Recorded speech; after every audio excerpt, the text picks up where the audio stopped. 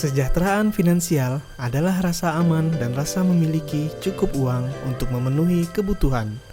Hal ini ditunjukkan dengan menikmati hidup sesuai keinginan pribadi tanpa memikirkan keuangan yang terbatas.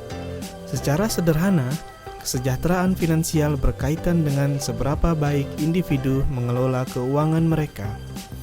Dari pengeluaran harian, penganggaran, perencanaan pensiun, tabungan, hingga investasi.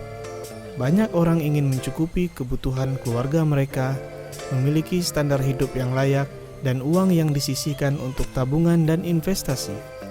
Namun, kita tahu bahwa tidak semua orang memiliki cukup uang karena memiliki berbagai alasan. Mereka mungkin terlilit hutang, terjebak dalam kondisi tertentu, hingga kurangnya pengetahuan dalam mengelola pendapatan dan pengeluaran. Melalui kesejahteraan finansial, kamu akan memiliki kebebasan finansial dan merencanakan keuangan secara sederhana. Guna mencapai kebebasan finansial, individu harus memiliki pendapatan dari berbagai sumber yang diperoleh di luar pekerjaan rutin, di mana pendapatan ini idealnya lebih besar dibandingkan dengan pengeluaran hidup. Lebih jauh, untuk mencapai kebebasan finansial dan mandiri secara finansial, kamu harus dapat mematahkan 3 biaya besar dalam hidup yang harus dilewati. Yang pertama, biaya menikah. Yang kedua, biaya memiliki tempat tinggal. Yang ketiga, dana pensiun. Mempertimbangkan kesejahteraan finansial di masa depan juga perlu. Sebuah jajak pendapat mengungkapkan bahwa rata-rata usia pensiun yang diharapkan saat ini adalah 65 tahun. Hal ini menunjukkan menurutnya ekspektasi karyawan mengenai pensiun sebelum 65 tahun. Dikarenakan ketidakmampuan mereka menabung untuk masa pensiun. Semakin banyak pekerja yang mengatakan bahwa menabung untuk masa pensiun tidak terjangkau mengingat keadaan keuangan mereka saat ini.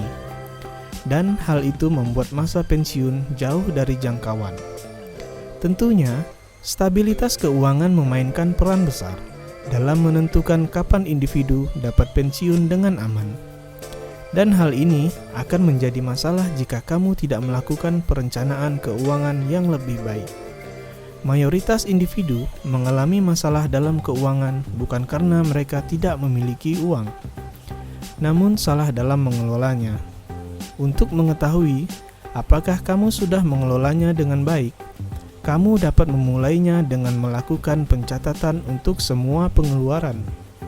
Semakin detail pengeluaran yang kamu catat akan semakin bagus. Jangan hanya mencatat 1 bulan saja, tetapi sebisa mungkin catat sampai dengan 3 bulan ke belakang. Setelah itu, buatlah rata-rata dari 3 bulan tersebut untuk mengetahui seberapa besar pengeluaran yang dihabiskan tiap bulannya. Kemudian, catat semua aset. Aset yang dimaksud adalah segala bentuk kekayaan yang dimiliki. Kekayaan ini dapat berupa sumber daya dalam bentuk benda atau hak yang dikuasai. Misalnya, tabungan, emas, properti, kendaraan, saham dan obligasi, asuransi dan bisnis. Lalu, mencatat semua kewajiban-kewajiban yang harus dibayar, seperti hutang dan zakat. Dan terakhir, menghitung semua pendapatan yang dimiliki. Setelah mencatat dan menghitung semua pengeluaran, aset hutang dan pendapatan, dapat disimpulkan kamu dapat mengelola finansial dengan baik jika pengeluaranmu lebih kecil daripada pemasukan. Dari seluruh pendapatan, menunjukkan pembagian 50% untuk pengeluaran, 30% untuk membayar hutang, 10% untuk investasi, dan 10% lainnya untuk kewajiban seperti zakat dan beramal. Namun, gagasan menabung, meski dalam jumlah kecil, terkadang dapat menakutkan. Mungkin kamu cemas untuk mengurangi pengeluaran, membuat rencana anggaran, atau membuat pengorbanan. Kami di 1001 Uang memiliki sebuah cara atau metode untuk dapat menghasilkan uang secara terus-menerus dan berfokus pada masalah bagaimana cara melunasi hutang. Jika kamu tertarik, silakan hubungi kami. Kami akan bagikan semua kepada para sahabat 1001 Uang. Jika bermanfaat, subscribe dan bagikan channel ini agar dapat memberikan lebih banyak manfaat kepada semua orang.